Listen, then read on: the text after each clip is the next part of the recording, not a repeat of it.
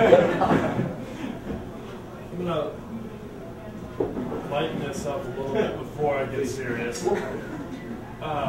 After we invaded in 2003, rolled over the burn, and I was 19 or 20, I don't quite remember. It seems like forever ago. I don't really remember that far back now.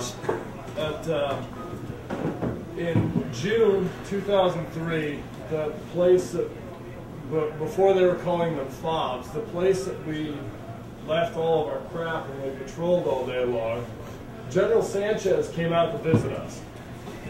And General Sanchez told us in June '03 that we were going to be packing up our Connexes, mill vans, and equipment by Thanksgiving, and the regiment was going to be home by Christmas. But he didn't specify what year. He didn't actually specify what year. So, going on year 5 now. Still more to come. But I re-enlisted a couple years ago because I loved what I was doing. I'd been through deployment. I'd seen the uglier parts of, you know, the deployment. We'd lost some guys. I'd been in some contact personally, and as a cook. And you know, that's, you know, the Army decided they didn't need cooking anymore. We'll have civilians do that. So they sent us out on the road. But coming back from OIF 1, I loved what I was doing. I loved my platoon. I loved my command. And I was, you know, as 3rd ACR obnoxious as anybody.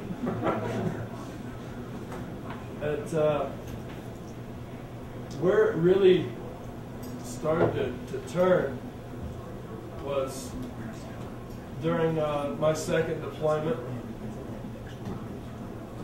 We started losing some more guys, and you know, having been through Anbar province and having walked in Fallujah and Ramadi and Haditha and shaken hands with people in Haditha, having tea in their homes and that place just exploded. Gone all through there and going to Baghdad for the 2nd time around. And seeing the mayhem of Baghdad. And that alone wasn't, it was Baghdad. It's a huge city, 5 million people, something like that. All right, they're going to have problems. We lost a guy. Lost 2. Then we lost 4 more when the entire Bradley got blown up. And then 3. And then another. And 2 more. Next thing you know, we're at 21.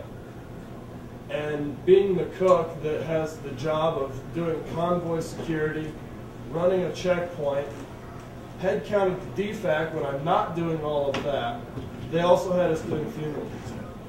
And I was on the funeral detail for every one of our guys that we lost within the squadron. By about number 18, I think we were tired of doing funeral detail. We just, you know, once a week we had to set up all this stuff for the funeral and, you know, the memorial service. And I think it was about 18 or 19 that platoon sergeant came in and, hey, go coordinate for another service. Oh God, not again. We just had one yesterday. That's when it really started to change.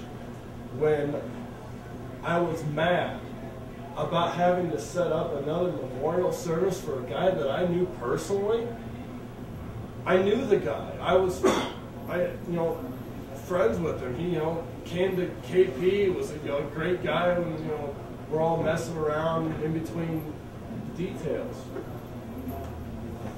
And after that, the final straw, and where I just turned all together, was when I watched the conflict escalate from my guard tower.